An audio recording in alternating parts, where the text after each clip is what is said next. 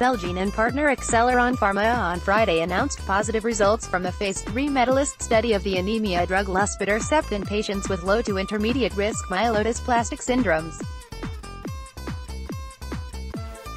Patients on luspatercept showed a highly statistically significant improvement in red blood transfusion independence of at least 8 consecutive weeks during the first 24 weeks when compared with placebo.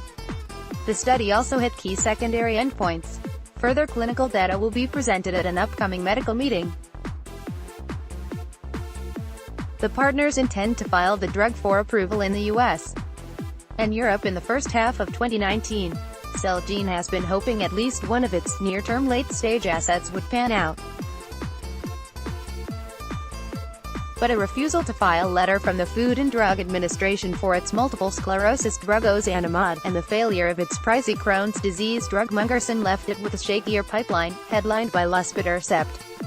Celgene gained nearly 4% in trading on Friday after the luspatercept results were announced.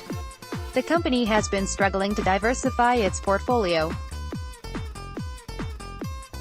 Nearly 60% of its revenue comes from blood cancer drug Revlimid, lenalidomide, while 3 other products make up a majority of the remaining revenues. Deals struck with generic drug makers could mean copycat versions of the multiple myeloma drug could begin entering the market as early as 2022, putting more than $8 billion in sales in jeopardy. Celgene made 2 major acquisitions in the first weeks of this year, picking up Impact Biomedicines for $7 billion and then Juno Therapeutics Inc. for $9 billion. While the high-profile and high-price tag deals added to its mid to late-stage pipeline, investors were left looking for more. Luspatercept could be the gel the big biotech needs. Beyond the MEDALIST study, Celgene and Acceleron have plans to begin a Phase 3 study, dubbed COMMANDS, in first-line, lower-risk patients with myelodysplastic syndromes. This is the patient population that is most important for this drug and will be most closely watched.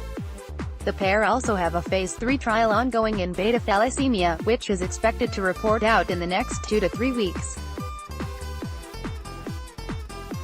Evercore's analyst Umar Rafat pointed out in a note to clients that investors were really hoping to see an effect size greater than 30% in the MEDALIST trial. While Celgene didn't release any of the numbers at this time, the trial arm of the study was powered to show that effect, and Rafat believes the company's statement language indicates the drug did even better. We continue to really like Celgene at these levels, and today's update checks the box on first of 3 key events for stock to recover. Next to refile ozanimod and settle on Revlimid, added the analyst.